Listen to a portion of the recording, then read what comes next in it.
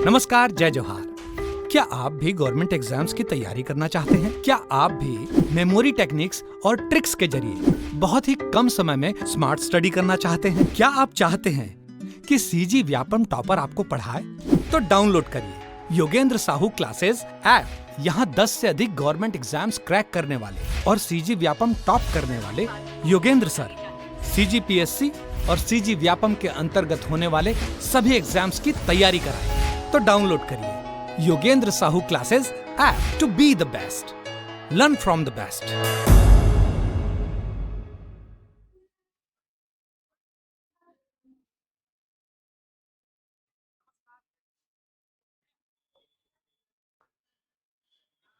चलिए, नमस्कार दोस्तों, आप सभी का स्वागत है योगेंद्र साहू ऑनलाइन क्लासेस में।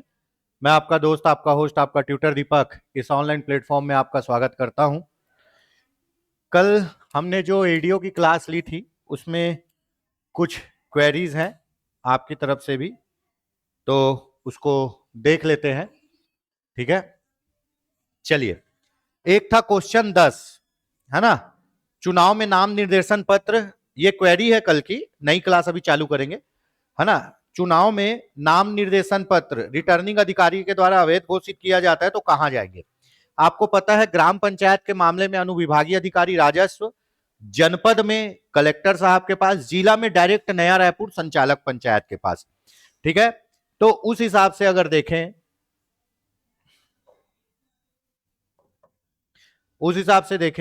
है ना, तो पंच के मामले में अनुविभागीय अधिकारी राजस्व सही है, सरपंच के मामले में भी अनुविभागीय अधिकारी राजस्व सही है, जनपद के मामले में कलेक्टर साहब सही है, और जिला पंचायत के मामले में संचालक पंचायत और समाज सेवा को ये भी सही है। ठीक है, ऑप्शन हमारा है 2, 4, 6 और 8। 2, 4, 6 और 8। अब यहां देखिए 2, 4, 6 और 8 कहां है? ठीक है, 2, 4, 6 और 7 है। ठीक है, मैंने शायद बी को ऑप्शन लगाया। यहां अगर आप ओरिजिनल क्वेश्चन देखोगे तो इसमें ऑप्शन लिया था इनमें से कोई नहीं, क्योंकि यहां पे 7 है, 8 नहीं है। ठीक है, तो अगर इस क्वेश्चन के अनुसार आप देखोगे तो ऑप्शन होगा ऑप्शन डी। ठीक है, ऑप्शन डी, इनमें से कोई नहीं। लेकिन मैंने यहां पे टाइप करवाया था 7 की जगह 8, लेकिन हमारे जो ऑपरेटर भाई बहन लोग हैं, कस्तूरी मेथी वाले, उन लोग थोड़ा सा गलत कर दिए। अगर आप इसको सुधार के 8 कर लोगे तो ऑप्शन बी होगा। अगर 8 नहीं देखना चाहते हो, पुराने क्वेश्चन को देखना चाहते हो, तो ऑप्शन डी होगा। लेकिन अपने को अपना कॉन्सेप्ट क्लियर रखना है। सबसे पहले तो आपको यह पता चलना चाहिए कि ग्राम पंचायत के मामले में सीधा अनुविभागीय अधिकारी राजस्व के पास, जनपद में कलेक्टर के पास, जिला में संचालक पंचायत के पास। ठीक है, उसके बाद मैंने किसी क्वेश्चन में प्रधानमंत्री सूर्य घर योजना, उसमें मैंने जनवरी कह दिया था। ठीक है, फरवरी कहते कहते मैंने जनवरी कह दिया था। ठीक है, तो वो है फरवरी। प्रधानमंत्री सूर्य घर योजना सोलर सिस्टम से, सोलर ऊर्जा से संबंधित है, आगे सोलर ऊर्जा से संबंधित है, लेकिन उसमें हर किसी के यहां तो सोलर लगेगा नहीं, यूनिक है। तो यूनिक डेट क्या है आपका? 29 फरवरी। क्या है? 29 फरवरी। 4 साल में एक बार आता है, 29 फरवरी 2024 है। ठीक है, ये भी हो गया। चलिए, और एक क्या क्वेरी थी देख लेते हैं।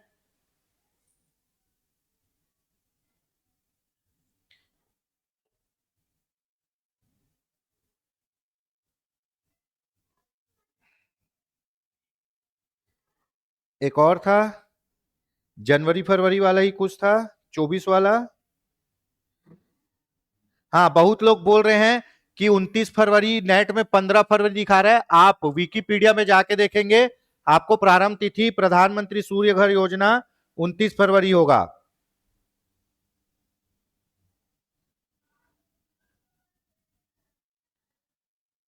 ठीक है ना, 29 फरवरी है प्रधानमंत्री सूर्य घर योजना।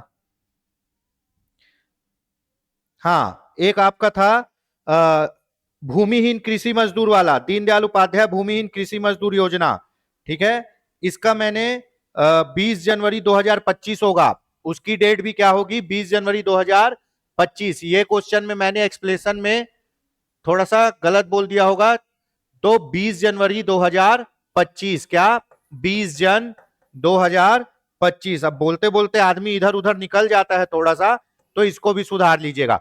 तो ये 3 क्वेरी थी, तीनों क्वेरी हो गई। दीनदयाल उपाध्याय भूमिहीन कृषि मजदूर 20 जनवरी 2025। चलिए यहां तक हो गया। चलिए दोस्तों फटाक से आज का भी एक सेशन कर लेते हैं।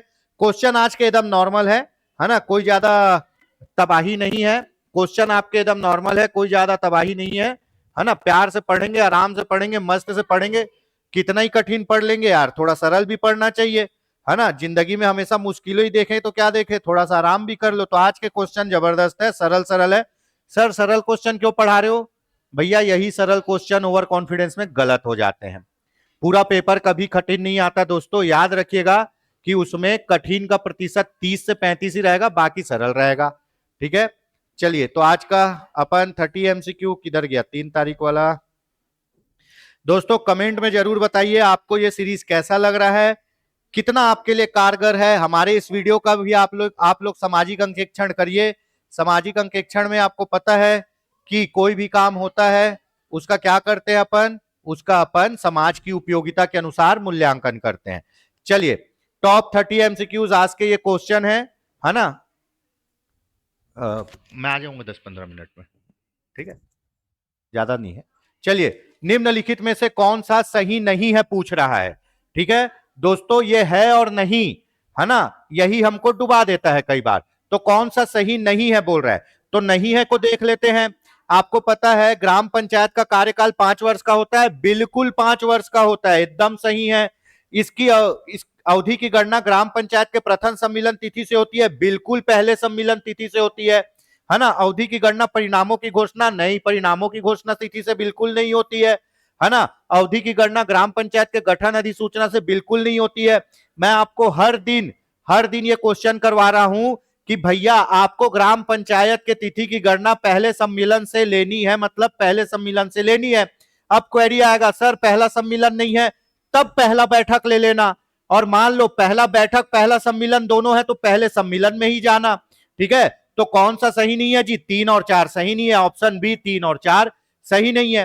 ठीक है, चलिए आगे बढ़ते हैं, फटाक से करते हैं। 30 क्वेश्चन है, राज्य सरकार पंचायतों को खाली स्थान की सिफारिशों के आधार पर तय किए जाने वाले सहायता अनुदान प्रदान करेगी।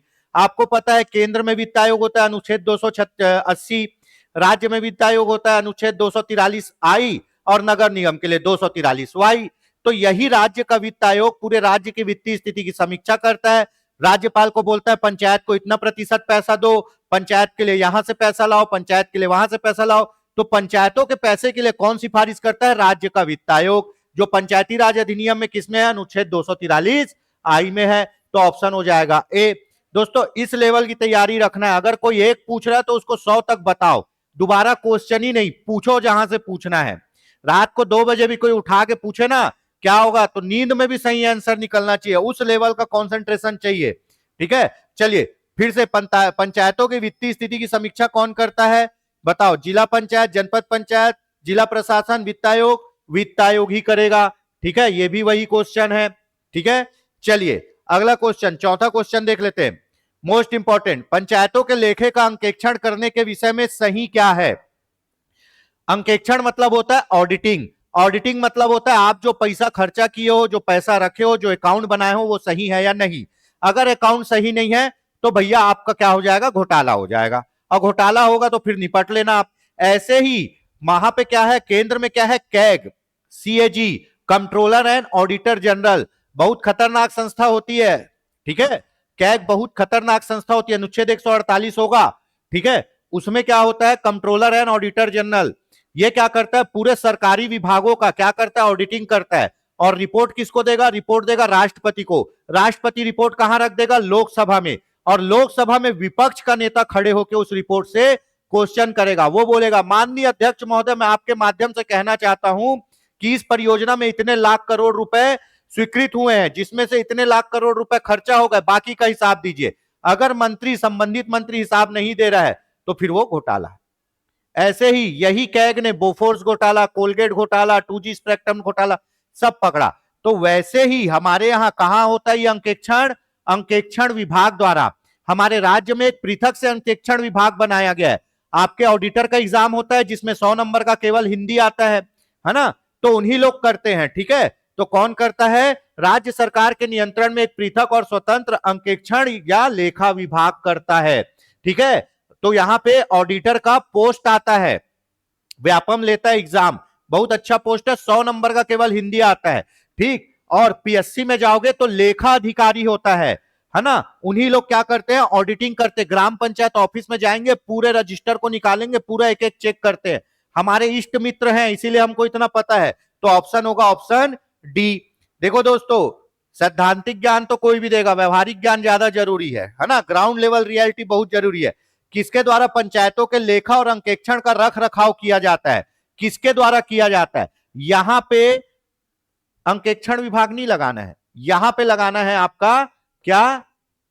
राज्य विधायिका द्वारा बनाए गए कानून के द्वारा, राज्य विधायिका द्वारा बनाए गए कानून के द्वारा पंचायतों के लेखों का अंकेक्षण और रखरखाव किया जाता है। आपको पता है राज्य सूची का विषय है क्या? पंचायती राज विषय। तो पूरे कानून कौन बनाएगा? राज्य सरकार बनाएगी। तो राज्य सरकार ने कानून बना के एक विभाग बनाया है, संपरीक्षा विभाग, और उस संपरीक्षा विभाग राज्य के ग्राम पंचायत का और राज्य के नगर निगम का, दोनों का क्या करती है? ऑडिटिंग करती है। ठीक है, तो नियम कौन बनाता है? सरकार बनाती है, ऑप्शन बी।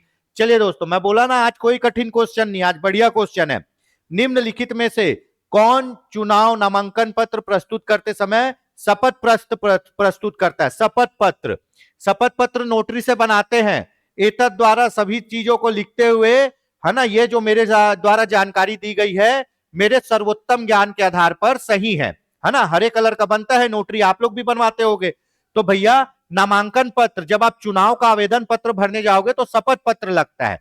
ठीक है, पंच में नहीं लगता, बाकी सब में शपथ पत्र लगेगा, पंच में कुछ नहीं लगेगा। पंच में फॉर्म भरो और दे दो, जमानत राशि दे दो। सरपंच में शपथ पत्र लगता है, बिल्कुल शपथ पत्र लगता है। जनपद में लगता है, बिल्कुल जनपद में लगता है। जिला में लगता है, बिल्कुल जिला में लगता है। विधानसभा लोकसभा में लगता है, बिल्कुल लगता है। सबको शपथ पत्र बनाना है। पहले स्व घोषणा पत्र भी चलता था, लेकिन नहीं, अब से केवल शपथ पत्र। और वो शपथ पत्र में एक एक चीज लिखा रहेगा, आपकी जाति, दुनियादारी, आपके पास कितना संपत्ति है, वो आप क्या करोगे? एडमिट करोगे, कबूल करोगे। ठीक है, कि मेरे पास इतनी चीजें हैं। तो सभी के सभी क्या प्रस्तुत करते हैं? शपथ पत्र प्रस्तुत करते हैं। ठीक है, तो ये हो गया। आपका नौकरी लगेगा ना, तो आपको भी बना के जमा करना पड़ेगा। तो इसका होगा ऑप्शन डी, सभी शपथ पत्र प्रस्तुत करते हैं। सरपंच नहीं करता, सरपंच केवल आवेदन पत्र प्रस्तुत करता है। ठीक है, चलिए, सरपंच नहीं, पंच जी, पंच केवल आवेदन प्रस्तुत करता है, बाकी सब शपथ पत्र प्रस्तुत करते हैं आवेदन पत्र के साथ।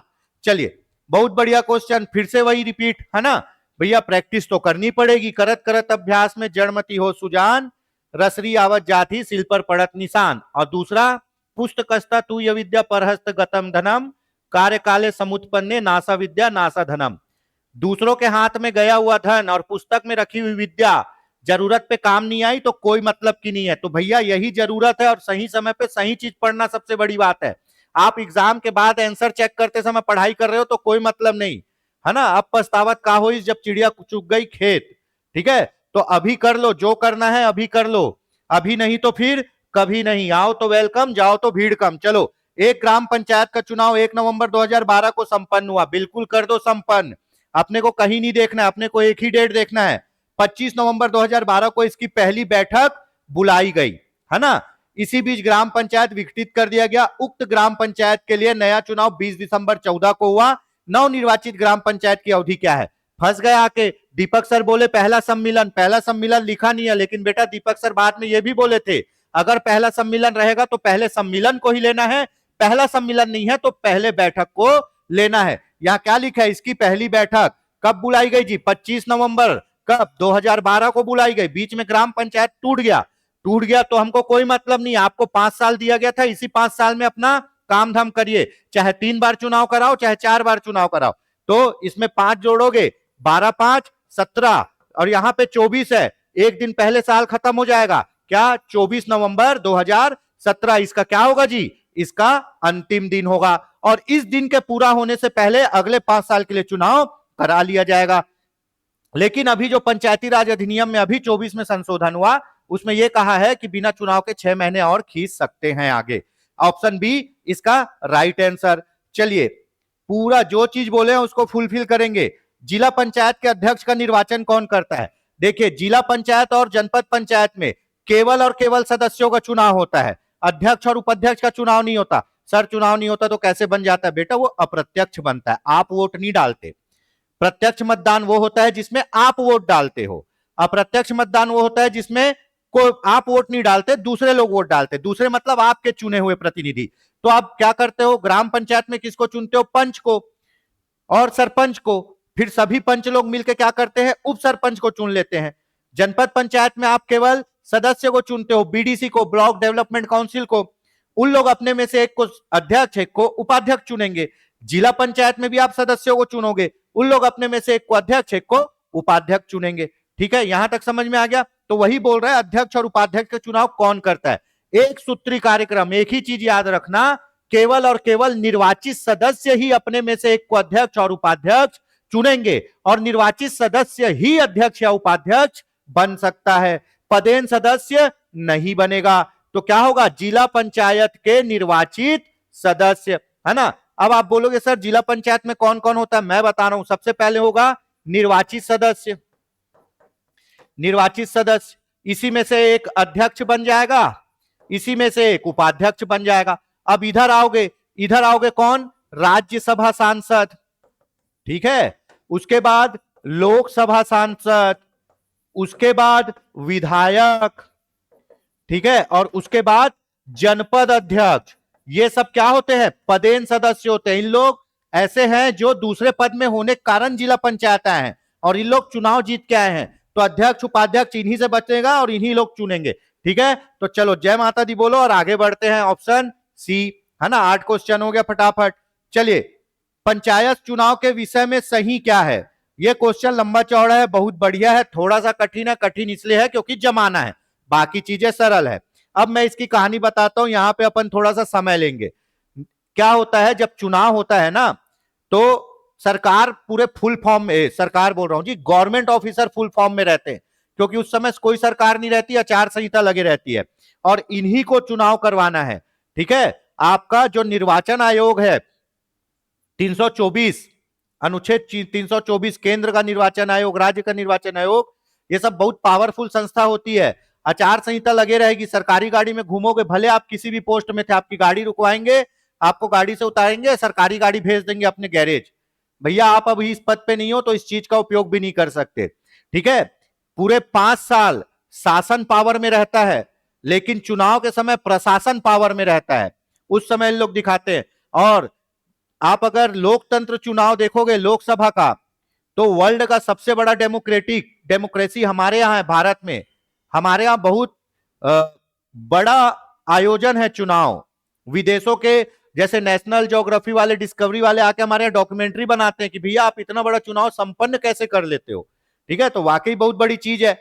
और कोई बोलता है ना सरकारी आदमी काम नहीं करता, चुनाव में देखो सरकारी आदमी कितना काम करता है।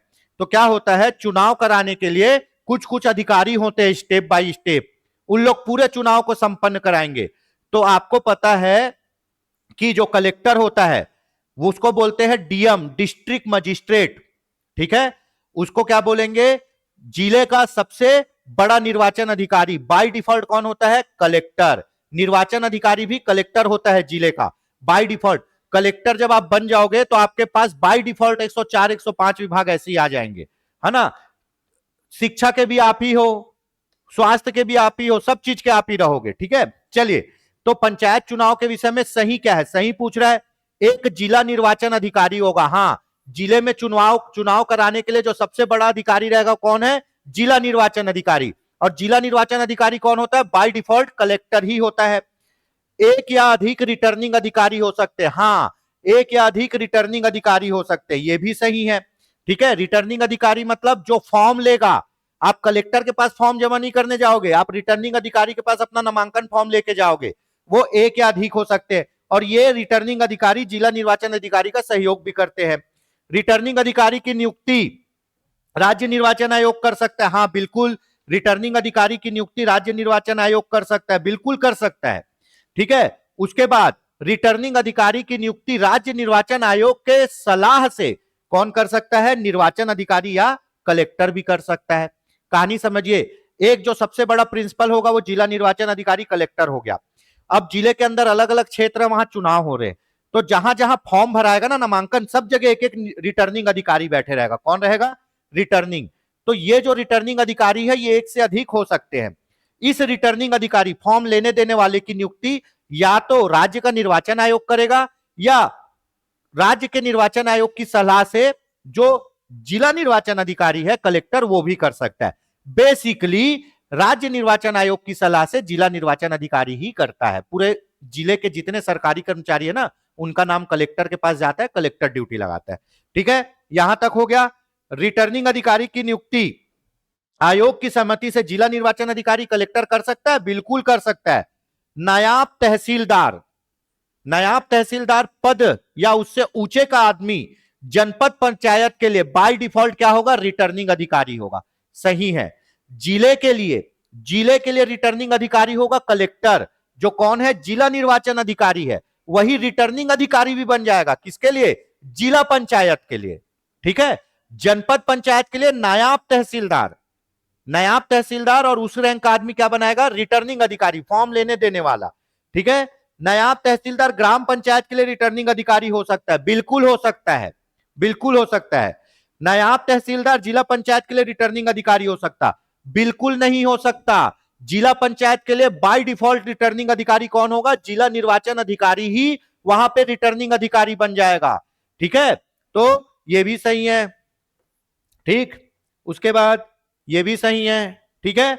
नायाब तहसीलदार जनपद पंचायत के लिए रिटर्निंग अधिकारी हो सकता है? नहीं। नायाब तहसीलदार जिला पंचायत के लिए रिटर्निंग अधिकारी हो सकता है? नहीं हो सकता। इसके लिए जिला पंचायत के लिए रिटर्निंग अधिकारी कौन होगा? कलेक्टर। और कलेक्टर क्या है? अभी जिला निर्वाचन अधिकारी है, वो दोनों पद संभालेगा जिला के लिए। ठीक है। जनपद में रिटर्निंग अधिकारी कौन होगा? नायाब तहसीलदार। ग्राम पंचायत में भी नायाब तहसीलदार। ठीक है। जिला निर्वाचन अधिकारी एकमात्र रिटर्निंग अधिकारी हो सकता है? नहीं भैया, अन्य रिटर्निंग अधिकारी की नियुक्ति होती है। तो इसके अनुसार ऑप्शन क्या हो गया? Option A. ठीक है। अब मैं इसको एक बार और अच्छे से समझाता हूं। आप फॉर्म भरने जाते हो, बाजा गाजा लेके जाते हो, कहां? रिटर्निंग अधिकारी के पास। वही रिटर्निंग अधिकारी आपको फॉर्म देगा, आपका फॉर्म जमा लेगा और आपके नाम को चेक करेगा। लेकिन उसके ऊपर उसका बॉस जो रहता है उसको बोलते हैं जिला निर्वाचन अधिकारी। जिला निर्वाचन अधिकारी कौन होता है? कलेक्टर होता है। और रिटर्निंग अधिकारी किसको बनाते हैं? एडिशनल कलेक्टर, डिप्टी कलेक्टर लोगों को बनाते हैं, बाय मतलब बेसिकली। ठीक है। तो ये आपको फॉर्म लेगा, रिटर्निंग अधिकारी फॉर्म देगा। इसका बॉस है जिला निर्वाचन अधिकारी जो जिले में बैठा है। ठीक, दो चीजें समझ में आ गई। रिटर्निंग अधिकारी की नियुक्ति या तो राज्य निर्वाचन आयोग डायरेक्ट कर देगा या जिला निर्वाचन अधिकारी की वो नियुक्ति करेगा। और किसके सहयोग से, किसके सहमति से? राज्य निर्वाचन आयोग से। दोनों नियुक्ति कर सकते हैं। ठीक है। नायाब तहसीलदार रिटर्निंग अधिकारी बनेगा जनपद पंचायत के लिए, ये ग्राम पंचायत के लिए भी बन सकता है। ये दोनों हो गए। ठीक है। जिला पंचायत के चुनाव के लिए रिटर्निंग अधिकारी कौन बनेगा? कलेक्टर ही बनेगा जो जिला निर्वाचन अधिकारी है। यही चीज बोल रहा है। तो ऑप्शन होगा ऑप्शन ए। 1 2 3 4 5 और 6। ठीक है। यह गलत है। जिला पंचायत के लिए नायाब तहसीलदार कभी भी रिटर्निंग अधिकारी नहीं हो सकता। जिला निर्वाचन अधिकारी एकमात्र रिटर्निंग अधिकारी नहीं और नियुक्ति करता है। तो ऑप्शन ए। ठीक है। होप सो आपको समझ में आया होगा। चलिए आगे बढ़ते हैं। ग्राम पंचायत के विषय में क्या सही नहीं है? नहीं है बोल रहे हैं दोस्तों, नहीं है। ऐसे ही क्वेश्चन ले डूबते हैं ओवर एक्साइटमेंट में, है ना। ग्राम पंचायत में अधिकतम 20 पंच हो सकते हैं। हाँ, ग्राम पंचायत में अधिकतम 20 पंच हो सकते हैं। इसका डिटेल बता देता हूं। ग्राम पंचायत में न्यूनतम 10, अधिकतम 20, यहां न्यूनतम 10, अधिकतम 25, यहां न्यूनतम 10, अधिकतम 35। ये ग्राम पंचायत, ये जनपद पंचायत, जिला पंचायत। ठीक है। चलिए, ग्राम पंचायत में अधिकतम 20 पंच हो सकते हैं। हाँ भाई, बिल्कुल सही है। ग्राम पंचायत में यदि 15 पंच निर्वाचित है तो 5 पंच मनोनीत किए जाते हैं, कोई मनोनीत नहीं किया जाता है। गलत। ठीक है। जनपद पंचायत का अध्यक्ष 5 पंचों को नामित करता है, यह भी गलत। ग्राम पंचायत में न्यूनतम 10 पंच होते हैं, बिल्कुल सही। पंचों के निर्वाचन में समान मत आने पर लाट द्वारा निर्णय लिया जाता है, मोस्ट इंपॉर्टेंट। हाँ, जब ग्राम पंचायत का कोई भी चुनाव होगा और बराबर हो गया वोट तो क्या करेंगे? लॉटरी निकालेंगे, जिसका नाम आएगा वो जीतेगा। ठीक है। तो याद रखना, यहां लॉटरी पद्धति चलती है ना। तो पंचों के निर्वाचन में समान मत आने पर लॉटरी द्वारा निर्णय, है ना। मनोनीत सदस्य बैठक में भाग लेते और मतदान कर सकते, गलत। कोई भी सदस्य को अगर आप मनोनीत किए हो, किसी भी विशेष क्षेत्र के ज्ञान रखने वाले किसी भी सदस्य को अगर आप मनोनीत किए हो तो बैठक में भाग लेगा, ज्ञान देगा, ज्ञान लेने के लिए बुलाया हो ना, ज्ञान देगा, बोलेगा, सलाह देगा, लेकिन वोटिंग नहीं कर सकता। वोटिंग केवल सदस्य ही कर सकता है। ठीक है, तो ये भी गलत हो गया। क्या क्या सही है आपका? 1 सही है, 4 सही है और 5 सही है, ऑप्शन ए। इसी टाइप के क्वेश्चन ज्यादा आएंगे दोस्तों, कोई बहुत ज्यादा कठिन नहीं आएगा। ठीक है, चलिए ऑप्शन ए। बढ़िया डिस्कशन चल रहा है, आगे बढ़ते हैं। यदि सरपंच अपने पद से त्याग पत्र दे दे तो क्या होगा? बहुत लोगों को लगता है सरपंच नहीं तो उप सरपंच को टिका, भैया उप सरपंच नहीं रहेगा। मैं फिर से कॉन्सेप्ट क्लियर कर दूं, सरपंच पद में है, छुट्टी पे गया है, वापस आने की संभावना है या वापस आएगा, तब उप सरपंच कार्य करेगा। अगर सरपंच पद पे नहीं है, चले गया, वापस कभी नहीं आएगा, तो उप सरपंच कार्य नहीं करेगा। पंच लोग अपने में से एक आदमी को चुनेंगे और उसको बोलेंगे स्थानापन्न, सब्स्टिट्यूट। तो अगर सरपंच त्याग पत्र दे दिया तो वापस आएगा क्या? नहीं आएगा। तब ऐसे में क्या करेंगे? पंच लोग अपने में से एक को चुनेंगे और उसी वर्ग के लोगों को चुनेंगे जिसके लिए वो आरक्षित था, सरपंच का पद, और उसको बोलेंगे स्थानापन्न सरपंच। स्थानापन्न सरपंच का चुनाव होगा। अब मान लो पंचों का चुनाव हो गया है, सरपंच का चुनाव ही नहीं हो पाया, तब वहां स्थानापन्न काम नहीं करेगा, वहां अस्थायी सरपंच काम करेगा। और ये अस्थायी सरपंच कौन होगा? जो पंच लोग अपने में से चुनेंगे वही होगा। दोनों में सेम प्रोसेस है, नाम अलग अलग है। सरपंच कभी था ही नहीं तो अस्थायी सरपंच आएगा, सरपंच था और चले गया तो स्थानापन्न आएगा। ठीक है, चलिए पीएससी का क्वेश्चन है दोस्तों, ये पीएससी का है ना। वैध क्या नहीं है ना, क्या वैध नहीं है, सही नहीं है, वो पूछ रहा है। सही क्या नहीं है? एक विधायक जो जनपद पंचायत का पदेन सदस्य होता है, विधायक होता है जनपद पंचायत का पदेन सदस्य? बिल्कुल होता है। विधायक ही ऐसा आदमी है जो जनपद और जिला दोनों में सदस्य रहता है। एक विधायक जो जनपद पंचायत का पदेन सदस्य होता है, हाँ होता है। बैठक में भाग लेने के लिए प्रतिनिधि नामित कर सकता है, हाँ भैया कर सकता है। अब तुम्हारा ग्राम पंचायत का बैठक चल रहा है, उसी दिन विधानसभा का बैठक चल रहा है, तो क्या वो विधानसभा का बैठक छोड़ के यहां आएगा? नहीं आएगा, वो अपने प्रतिनिधि को भेजेगा अपने बदले। ठीक है, एक लोकसभा सदस्य जो जिला पंचायत का पदेन सदस्य होता है, हाँ लोकसभा और राज्यसभा दोनों के सांसद जिला पंचायत में ही सदस्य होंगे, जनपद में नहीं होंगे। ठीक है, तो एक लोकसभा सदस्य जो जिला पंचायत का पदेन सदस्य है, हो सकता है बैठक में भाग लेने के लिए प्रतिनिधि नामित कर सकता है। हाँ भाई, बैठक में भाग लेने के लिए अपने किसी आदमी को, प्रतिनिधि को भेज सकता है, बिल्कुल भेज सकता है। वो दिल्ली में बैठक कर रहा है, तुम यहाँ पंचायत की बैठक कर रहे हो, तो वापस आएगा क्या? दिल्ली से नहीं आएगा भैया, अपने आदमी को भेजेगा। एक राज्यसभा सदस्य जो जिला पंचायत का पदेन सदस्य होता है ना, बैठक में भाग लेने के लिए प्रतिनिधि नामित कर सकता है, बिल्कुल कर सकता है। एक महिला सरपंच ग्राम पंचायत और जनपद पंचायत की बैठक में भाग लेने के लिए अपने पति को नामित कर सकती? नहीं कर सकती। तुम्हारा काम ही है, तुम इसी संस्था के सदस्य हो, कहीं और नहीं हो, तो भैया जाओ बैठक में, तुम्हारा पति नहीं जाएगा, है ना।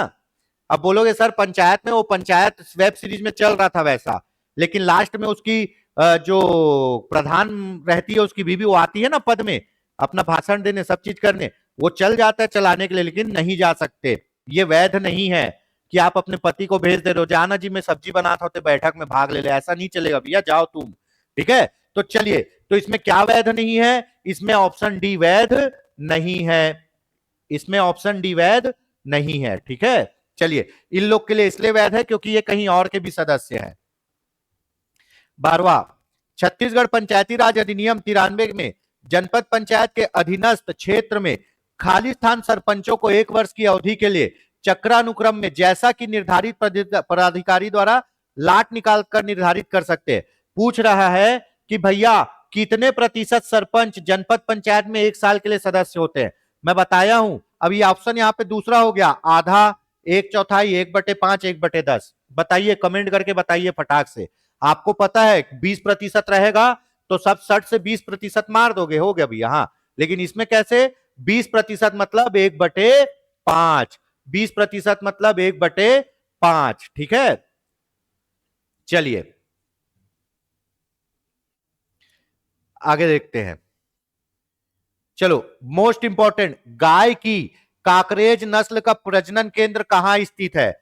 गाय की काकरेज नस्ल, है ना, ये नस्ल इसलिए इंपॉर्टेंट है कि भैया ये 2 काजी नस्ल है। क्या है?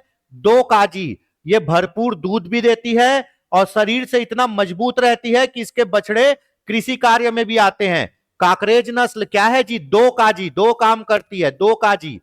ये दूध भी देगी और कृषि कार्य भी करेगी। और ये आपका कहां? प्रजनन केंद्र चौहटन बामेड़ राजस्थान में, है ना, बाड़मेड़ राजस्थान में होता है ये गाय। प्रजनन केंद्र इसका कहां है? बाड़मेड़ में राजस्थान में। किसके? काकरेज नस्ल की। ठीक है, ये मजबूत शरीर और दूध दोनों के लिए जानी जाती। बहुत बड़ा इसका शरीर होता है और घुमावदार, ऐसे घुमावदार बड़े बड़े सींग होंगे इसके। ठीक है, एकदम घुमावदार बड़े बड़े सींग होंगे इसके। ठीक है, दो काजी है ना। चलिए, और इसका अन्य नाम क्या है? इसका अन्य नाम है वगाद, वगाद और तालबंदा, ये इसके अन्य नाम है इस नस्ल के। ठीक है, चलिए आगे बढ़ते हैं। ऑप्शन होगा सी। जिला पंचायत की रचना के संबंध में क्या सही है? सही है पूछ रहा है। जिले के मतदाता निर्वाचित सदस्य जिला पंचायत में होते हैं। हाँ, जिले के मतदाताओं द्वारा निर्वाचित सदस्य होते हैं, है ना। जिले से निर्वाचित सभी लोकसभा सदस्य नहीं होंगे। अभी आते काम की चीज में। जिले से निर्वाचित लोकसभा सदस्य जिनका निर्वाचन क्षेत्र पूरी तरह से नगरीय क्षेत्र में नहीं आता, याद रखना, वही लोकसभा सांसद जिला पंचायत का सदस्य होगा जिसके निर्वाचन क्षेत्र में कहीं ना कहीं गांव आ रहा हो। अगर उसका निर्वाचन क्षेत्र पूरी तरह शहर में है तो वो जिला पंचायत का सदस्य नहीं होगा, उसके क्षेत्र में वो ग्राम पंचायत का क्षेत्र आना चाहिए। ठीक है, तो यहां बोल रहा है पूरी तरह से नगरीय क्षेत्र में नहीं है। नगरीय क्षेत्र में नहीं है मतलब उसका कहीं ना कहीं क्षेत्र में गांव है, तब वो बनेगा। तो ये सही है ना। विधायक सदस्य जो उस जिले से निर्वाचित है, बिल्कुल नहीं, पूरे विधायक तो जाएंगे ही नहीं। वो विधायक जाएगा जिसका क्षेत्र में वो ग्राम पंचायत, जनपद पंचायत, जिला पंचायत आता है, कहीं ना कहीं उसके क्षेत्र में वो गांव आते हैं। तो पांचवा देख लेते हैं। विधानसभा सदस्य जो उस जिले से निर्वाचित है और जिनका निर्वाचन क्षेत्र पूरी तरह से नगरीय नहीं है, नगरीय नहीं है मतलब उसमें कहीं ना कहीं गांव है, तो वो भी आएगा, ये भी होंगे। ठीक है, उसके बाद जिले के जनपद पंचायत के सभी अध्यक्ष, हाँ, जनपद पंचायत के पूरे अध्यक्ष बाय डिफॉल्ट जिला पंचायत के सदस्य होते हैं। जिले के जनपद पंचायत के 20% अध्यक्ष, ये गलत है। जनपद पंचायत के 20% अध्यक्ष नहीं आएंगे। 20% अध्यक्ष कौन होते हैं? सरपंच लोग होते हैं। तो यहां तो बात ही नहीं कर रहे, तो ये तो गलत हो गया। ठीक है, तो ऑप्शन क्या सही है? 1 3 5 6।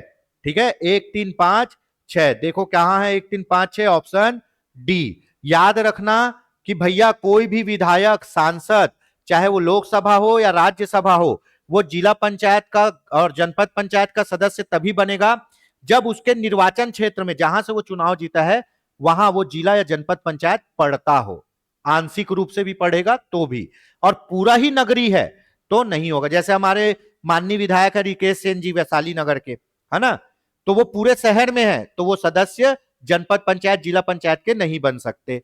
ठीक है, चलिए इसका होगा ऑप्शन डी। ठीक, आगे देखते हैं। ऊटनी के दूध में आयरन की मात्रा गाय के दूध की अपेक्षा कितना गुना अधिक होता है? बताइए, ऊटनी के दूध में आयरन की मात्रा गाय के दूध की अपेक्षा कितने गुने अधिक होते हैं? है ना, तो मैं बता दूं 10 गुना। कितना? 10 गुना ज्यादा आयरन होता है, इसीलिए ऊटनी का दूध हर कोई पचा भी नहीं सकता। ठीक है, सबसे पतला दूध पानी वाला होता है गधी का, है ना, और सबसे आयरन वाला दूध होता है ऊटनी का। पानी में बकरी और गाय में अभी बहुत कंफ्यूजन है ना, बहुत माइनर फर्क है। अगर ज्यादा चांसेस बकरी के ऑप्शन का है, पर यह नस्ल के आधार पर भी वेरी करता है। नस्ल, जैसे आप देसी गाय रखोगे तो उसमें पानी कम रहेगा, जर्सी गाय के दूध में पानी ज्यादा रहेगा। सामान्यतः अगर देखा जाए तो अपन एक का है 86.9% पानी और एक का है 87.12% पानी। गाय का 87.12% और बकरी का 86.9%, ऐसा कुछ, तो ज्यादा डिफरेंस नहीं है ना। तो इसको अभी देखेंगे कि इसमें क्या आंसर ले सकते हैं। ठीक है, लेकिन सबसे ज्यादा पानी रहेगा किसमें? गधी के दूध में। ठीक है, और सबसे ज्यादा आयरन रहेगा ऊटनी के दूध में। ठीक है, चलिए, भारतीय डेयरी निगम की स्थापना किस वर्ष की गई? भारतीय डेयरी निगम, है ना, तो इसकी स्थापना की गई 1970 में, जब आपका श्वेत क्रांति चालू हुआ। और राष्ट्रीय डेयरी, है ना, विकास बोर्ड, है ना, नेशनल डेयरी डेवलपमेंट बोर्ड, इसकी स्थापना की गई थी 1965 में। बाद में इसी संस्था ने क्या कराया? हरित क्रांति चलाया। चलिए, गाय एवं भैंस का मध्यकाल समय कितना होता है? Heat period. हीट पीरियड मतलब आप अगर नॉर्मल शब्द में कहे तो मेंस्ट्रुएशन साइकिल, ठीक है, मासिक धर्म का साइकिल कितना होता है इन लोग का? इन लोग का होता है 21 दिन। कितना? 21 दिन। और इसी हीट पीरियड में क्या होती है? वो संबंध बना के गर्भवती होती है ना। तो ये पूछा जा सकता है गाय और भैंस का मध्यकाल कितना होता है? 21 दिन होता है। ठीक है, चलिए, विश्व में गौ पशुओं की संख्या की दृष्टि से भारत का कौन सा स्थान है? तो भैया भारत में सबसे ज्यादा गाय है ना। टोटल पशु भी सबसे ज्यादा भारत में है और गाय भी सबसे ज्यादा भारत में है। तो ऑप्शन होगा ऑप्शन ए। ठीक है, दूध उत्पादन बढ़ाने के लिए गाय को क्या प्रदान किया जाता है? हाँ सर, हाँ सर, ये यहीं हूं सर, बस 5 मिनट और लगेगा। आओ, चलिए, है ना, दूध उत्पादन बढ़ाने के लिए गाय को क्या दिया जाता है? ठीक है, देखिए भैया, जीव, जो जीव है, जिंदा जानवर है, इंसान है, ज्यादा कुछ डिफरेंस नहीं है। वो बोल नहीं पाते, चार पैर पे चलते, यही है। ठीक है, जब कोई चाहे महिला हो चाहे पशु हो, मां बनती है और दूध नहीं पिला पाती अपने बच्चे को, दूध नहीं बनता, तो दूध बनाने के लिए, है ना, दूध का जो हार्मोन्स है उसको बनाने के लिए क्या दिया जाता है? प्रोलैक्टिन दिया जाता है। क्या? प्रोलैक्टिन। ये क्या करते हैं? ये दूध को बनाते हैं शरीर में। तो गाय में भी दूध को उत्पादन बढ़ाने के लिए क्या दिया जाता है? प्रोलैक्टिन। और जो नई नई महिलाएं माता बनती है और दूध नहीं आता, उनको भी दिया जाता है। ठीक है, चलिए, ऑप्शन ए। चलो, बढ़िया क्वेश्चन, दीनदयाल उपाध्याय। देखिए दोस्तों, अभी क्या है, पंचायत के क्वेश्चन का वेटेज कम हो रहा है क्योंकि लगभग हम पंचायती राज के बहुत से क्वेश्चन कर चुके हैं। अब अपन योजना में, मनरेगा में, इसमें थोड़ा सा ध्यान केंद्रित करेंगे क्योंकि इसको भी पूरा करना है। इसके बाद ग्रामोद्योग के क्वेश्चन भी लाएंगे और मैं सोच रहा हूं कि छत्तीसगढ़ के 2-4 क्वेश्चन शामिल करना चालू करूं, जैसे वन हो गया, खनिज हो गया, है ना, जो अपने फैक्ट बेस के क्वेश्चन है उसको अपन शामिल करें ताकि अपनी तैयारी पूरी होते रहे। और दोस्तों मैं ये बताना चाहूंगा, अगर आपको पॉलिटी का भी वीडियो चाहिए तो पॉलिटी का ब्रह्मास्त्र मैंने ही पढ़ाए हैं, 100 क्वेश्चन, पीएससी प्री तक की तैयारी हो जाएगी। आप पॉलिटी उससे पढ़ लीजिए, सीजीपीएससी प्री तक आपको कुछ नहीं पढ़ने की जरूरत है। ठीक है, मेरे द्वारा रेलवे एनटीपीसी के नाम से इकोनॉमिक्स भी पढ़ाया गया है। ठीक है, आप उसको भी देख सकते हैं। और जो भी एमसीक्यूज की सीरीज छूटी हुई है वो प्लेलिस्ट में जाके आप देख सकते हैं। पंचायती राज का भी एमसीक्यूज मेरे द्वारा डाला गया है। और बता दे रहा हूं, शुरू में मैंने टॉपिक वाइज एमसीक्यूज भी कराए हैं, है ना, जैसे स्वयं सहायता समूह, बिहान, बाजार, तो वो एमसीक्यूज भी आप जरूर देखिए। ठीक है, आपकी तैयारी में 4 चरण लग जाएंगे, आपकी तैयारी मजबूत हो जाएगी, पंख लग जाएंगे। ठीक है, तो बिल्कुल यूट्यूब चैनल पे हमारे जाके आप एक बार सर्च करिए। चलिए, दीनदयाल उपाध्याय भूमिहीन कृषि मजदूर कल्याण योजना के संबंध में असत्य कथन बोल रहा है। दोस्तों, झूठ क्या है ना, झूठ क्या है? जो सच नहीं है वो झूठ है। चलिए, इसका उद्देश्य भूमिहीन कृषि मजदूरों को राजनीतिक सहायता उपलब्ध कराना, यही पकड़ा गया, राजनीतिक नहीं है जी, आर्थिक सहायता उपलब्ध कराना है। तभी 10,000 रुपए देंगे एक साल में। कितना? आर्थिक सहायता 10,000 रुपए दिया जाएगा। ठीक है, मोस्ट इंपॉर्टेंट क्वेश्चन को शामिल करने का सबसे बड़ा कारण, किसको किसको मिलेगा? वनोपज संग्राहक, चरवाहा, बढ़ाई, लोहार, मोची, नाई, धोबी सहित पारंपरिक व्यवसाय से जुड़े लोगों इसके लाभार्थी होंगे जिनके पास कोई भूमि नहीं है। मोस्ट इंपॉर्टेंट, अनुसूचित क्षेत्र में आदिवासी समुदाय के पुजारी, बैगा, गुनिया और माझी परिवार को भी इस योजना का लाभ मिलेगा जिनके पास भूमि नहीं है। इस योजना के तहत, इस योजना के तहत एक बार इसका डेटा देख लेते हैं।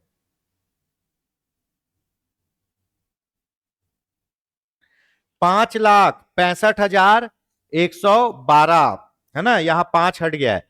5,65,112 भूमिहीन कृषि मजदूर परिवारों को आर्थिक सहायता दी जाएगी। तो ये भी आपका सही है। ठीक है, चलिए आगे बढ़ते हैं। क्या गलत है? ऑप्शन ए गलत है। आर्थिक नहीं जी, राजनीतिक सहायता दी जाएगी, राजनीतिक।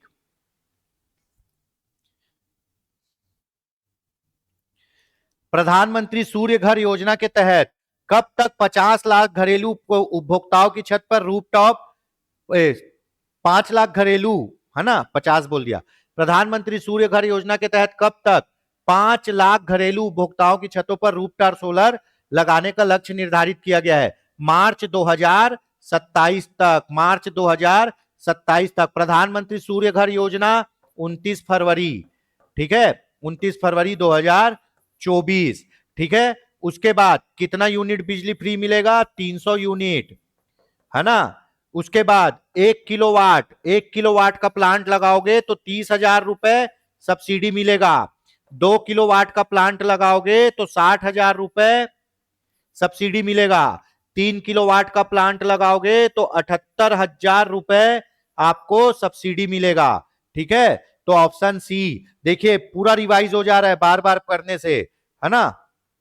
अगला क्वेश्चन, नियत नेल्लानार योजना के संबंध में सत्य कथन है। क्या कथन सत्य है? इसका उद्देश्य राज्य शासन की समस्त योजनाओं को इस योजना के तहत शामिल जिलों में पहुंचाना है। एक्चुअल में क्या है, जो घोर नक्सल प्रभावित जिला है जहां पे सरकार की योजना नहीं पहुंच पाती, इसमें पानी, बिजली, जिससे भी संबंधित, शिक्षा इच्छा सबसे संबंधित योजना को क्या करना है, सुदूर क्षेत्रों में, नक्सल प्रभावित क्षेत्रों में पहुंचाना ही इस योजना का उद्देश्य है। ठीक है, तो ये तो सही है। इसका उद्देश्य राज्य शासन की समस्त योजनाओं को, इसका उद्देश्य राज्य शासन की समस्त योजनाओं को इस योजना के तहत शामिल जिले में लोगों तक पहुंचाना है। हाँ सही है।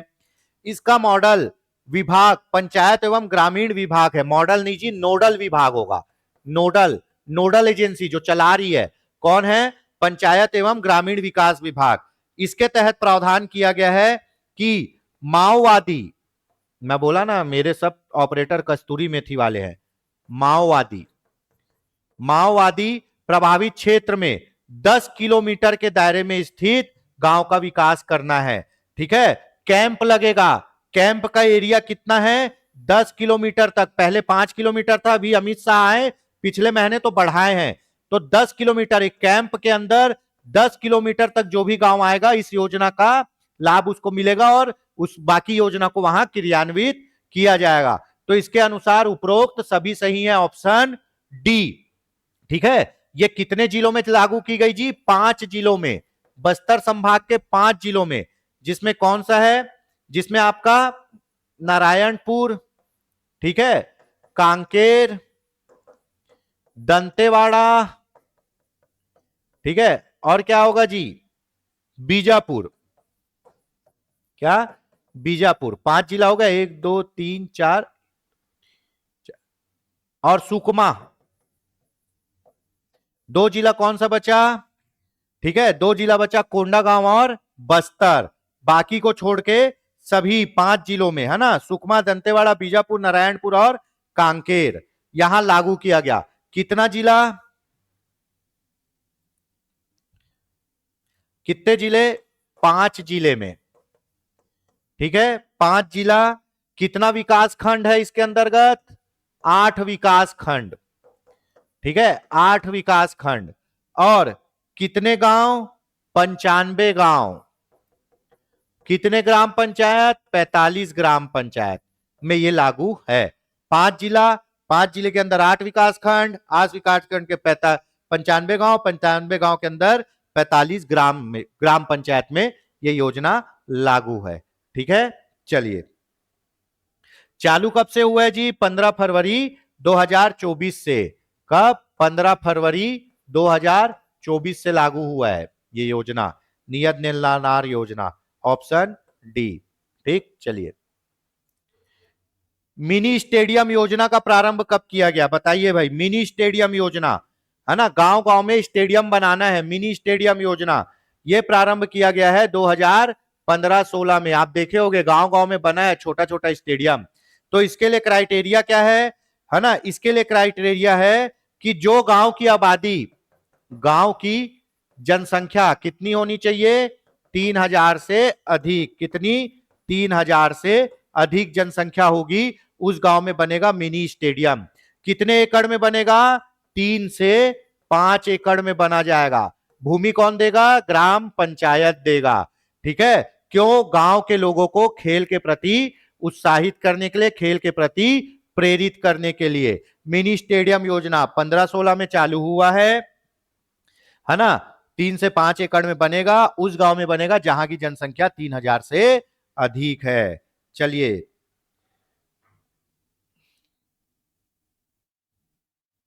अगला क्वेश्चन, अटल समरसता भवन योजना में पात्र होने के लिए गांव की आबादी,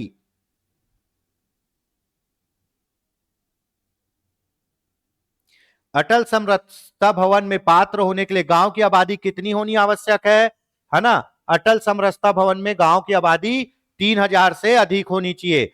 समरसता भवन मतलब गांव में एक सामुदायिक भवन बनाएंगे, है ना, धर्मशाला जैसे, ताकि अगर कुछ कार्यक्रम हो तो वो भवन का उपयोग गांव वाले कर सके। किसी के बेटी का बारात आया है तो उसी को जवनाज घर बना देंगे। किसी के बेटी का बारात आया उसको जवनाज घर बना देंगे।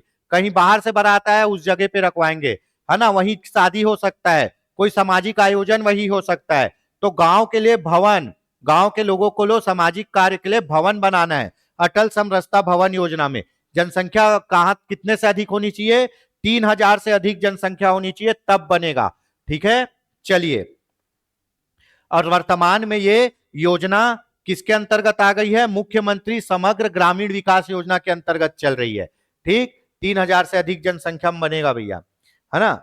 जिला पंचायत विकास निधि योजना के तहत राज्य शासन द्वारा किसको राशि दिया जाता है?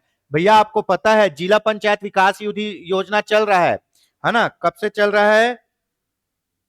16-17 से, 16-17 से प्रारंभ है जिला पंचायत विकास निधि योजना, जिसके तहत जिला पंचायत अध्यक्ष को, जिला अध्यक्ष को 15 लाख रुपए मिलेगा, उपाध्यक्ष को 10 लाख रुपए मिलेगा और सदस्य को 4 लाख रुपए मिलेगा। ठीक है, इतना पैसा मिलेगा। ये पैसा उनको अपने जिले में खर्चा करना है विकास के लिए। तो ये जो विकास के लिए पैसा आता है ये राज्य शासन देती है। राज्य शासन किसको देगी? जिला पंचायत सीईओ को देगी, और जिला पंचायत सीईओ ये सब में बांटेगा। ठीक है, चलिए, ये क्वेश्चन रिपीट हो गया है ना। गाय की काकरेज नस्ल पढ़ लिए हैं कहां? प्रजनन केंद्र चौहाटन बाड़मेर में। दो काजी नस्ल है काकरेज। ठीक है, चलिए, जनपद पंचायत विकास निधि योजना का प्रारंभ कब किया गया? अब बताइए। जिला पंचायत तो पढ़ लिए, जनपद पंचायत विकास निधि योजना का प्रारंभ जस्ट उसके 1 साल बाद 17-18 में। जिला पंचायत विकास निधि योजना चालू हुआ 16-17 में। जनपद पंचायत विकास निधि योजना चालू होगा 17-18 में। इसमें जनपद पंचायत अध्यक्ष को, उपाध्यक्ष को, सदस्य को पैसा मिलेगा। कितना पैसा मिलेगा? जनपद पंचायत अध्यक्ष को मिलेगा 5 लाख रुपए वार्षिक, जो अपने जनपद पंचायत क्षेत्र में कहीं भी खर्चा कर सकता है। उसके बाद उपाध्यक्ष को मिलेगा 3 लाख, 3 लाख वार्षिक, जो क्षेत्र में कहीं भी कर सकता है। सदस्य को मिलेगा 2 लाख, ये अपने जनपद पंचायत क्षेत्र में जहां से चुनाव जीता है वहां खर्चा कर सकता है किसी भी विकास योजना के लिए। इनके पास भी फंड होता है। जिला पंचायत वाला कितना है? 16-17, 1 साल बाद 17-18 में जनपद पंचायत विकास निधि योजना, ये पैसा मिलेगा। ठीक है, स्वामी आत्मानंद वाचनालय का उद्देश्य क्या है? बताइए। स्वामी आत्मानंद वाचनालय, शासकीय सेवाओं की उचित जानकारी ग्राम पंचायत स्तर तक पहुंचाना। हाँ भाई, बिल्कुल। ग्राम पंचायत स्तर पर शिक्षा के प्रति व्यापक प्रचार प्रसार करना। बिल्कुल। ग्रामीण क्षेत्र में जागरूकता करना। बिल्कुल। ऑप्शन होगा ऑप्शन डी, सभी। क्या है? ग्राम पंचायत क्षेत्र में स्वामी आत्मानंद वाचनालय बनाया जा रहा है, जिसमें ग्रामीण युवाओं को पूरे खबरों तक उनकी पहुंच बनाई जा रही है। उनको पूरे खबर पता होने चाहिए, है ना, उनको जागरूकता करना है और शिक्षा का प्रचार प्रसार भी करना है। तो ऑप्शन होगा ऑप्शन डी।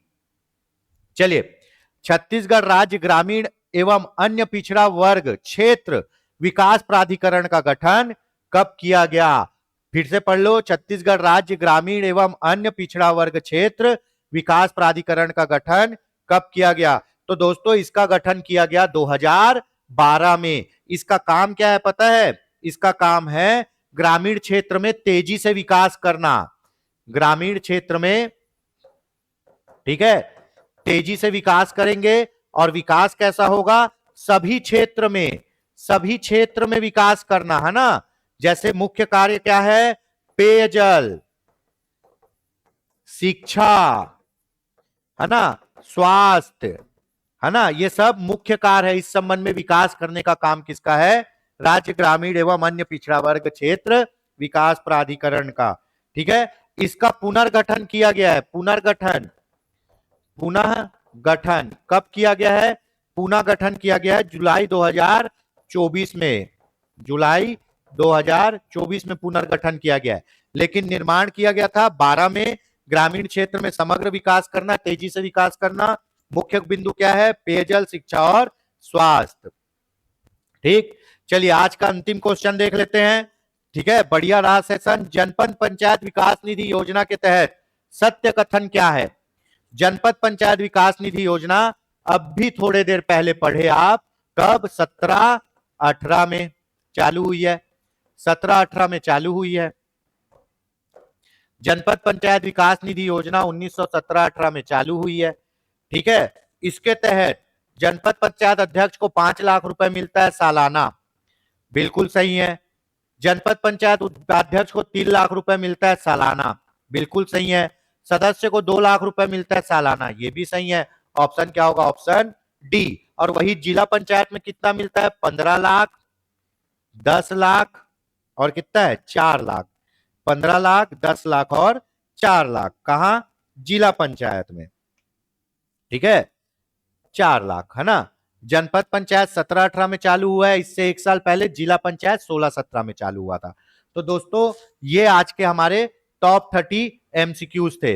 मैं फिर से बोल रहा हूं दोस्तों, अगर आपको इकोनॉमिक्स, क्योंकि इसमें जीएस का भी पोर्शन है एडीओ में, अगर आपको इकोनॉमिक्स का भी पढ़ाई करना है तो हमारे प्लेलिस्ट में है। एनटीपीसी के लिए हमने इकोनॉमिक्स रिकॉर्ड किया है, आप वो देख सकते हैं, है ना। पॉलिटी के लिए तो मैंने बता दिया, पॉलिटी का ब्रह्मास्त्र 100 क्वेश्चन है, तबाही क्वेश्चन है।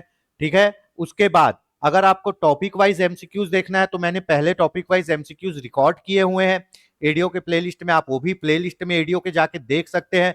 पंचायती राज के भी अपन ने क्वेश्चन पहले रिकॉर्ड किए हैं, वो भी देख सकते हैं। ठीक है, और हम साथ में अभी तैयारी कर ही रहे हैं, नए डेटा के साथ और क्वेश्चन लेके आएंगे। तो दोस्तों वीडियो को लाइक करिए, चैनल को सब्सक्राइब करिए और बने रहिए योगेंद्र साहू ऑनलाइन क्लासेस के साथ। हमारी संस्था के द्वारा एडीओ, एडीआई और आबकारी आरक्षक के भी कोर्स प्रोवाइड कराए जा रहे हैं, उस संबंध में भी आप जानकारी ले सकते हैं। और दोस्तों कमेंट करके जरूर बताइएगा कि आपको ये सीरीज कैसी लग रही है, आपके लिए कितनी बेनिफिशियल है। और अगर कोई भी क्वेरी रहेगा तो आप बिल्कुल कमेंट करिए, हम रिप्लाई करेंगे और नेक्स्ट क्लास में वो क्वेरी को सॉल्व भी करेंगे जैसे आज किए। तो आज के लिए इतना ही दोस्तों। जय हिंद, जय भारत, जय छत्तीसगढ़। मिलते हैं फिर से नए वीडियो में।